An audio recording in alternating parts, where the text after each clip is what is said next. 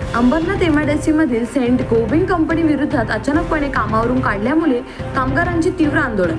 अंबरनाथ एमआयडीसीमध्ये असलेल्या सेंट गोबिंद कंपनीने कामगारांना कोणतीही पूर्वसूचना न देता तडकाफडकी 300 कामगारांना कामावरून काढल्याचा धक्कादायक प्रकार घडला असून याविरुद्ध 300 कामगारांनी कंपनी विरोधात तीव्र आंदोलन करण्यात आले आहे. कामगार नेहमीप्रमाणे कामावर रुजू होण्यासाठी गेले असता त्यांना गेटवरून सांगण्यात आले की कंपनीने तुम्हाला कामावरून काढले आहे असे सांगून तेथील कामगारांना गेटवरील सिक्युरिटीने गेटमधून हाकलून दिले.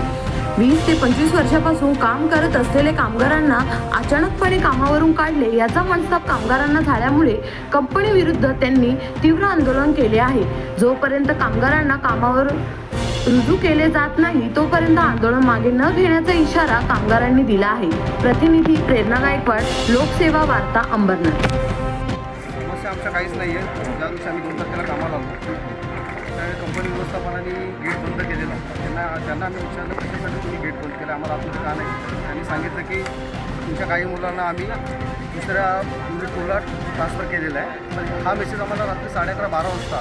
त्यावेळी मुलांच्या मनाची मनस्थिती नव्हती. मुलांचं म्हणणं एकच होतं की तुम्ही आम्हाला आतमध्ये विश्वासात घेऊन आतमध्ये बोलून तुम्ही आम्हाला सांगायला पाहिजे होतं की तुम्हाला आम्ही युनिट 2ला किंवा युनिट 3ला आम्ही तिकडे टाकणार आहोत, आमचं काम जागा इकडे कमी पडते म्हणून. पण त्यांनी तसं सांगितलेलं नाही. तरी पण आम्ही मान्य केलं की ठीक आहे आम्ही जायला तयार आहोत, पण तुम्ही कंपनीच्या लेटरवरती आम्हाला लिहून द्या की तिथं आम्ही गेल्यानंतर आमच्या नोकरीला कुठल्याही प्रकारचा धोका नसणार आहे. एवढीच आमची मागणी होती. आमचं अजून दुसरं काही मागणी नव्हती.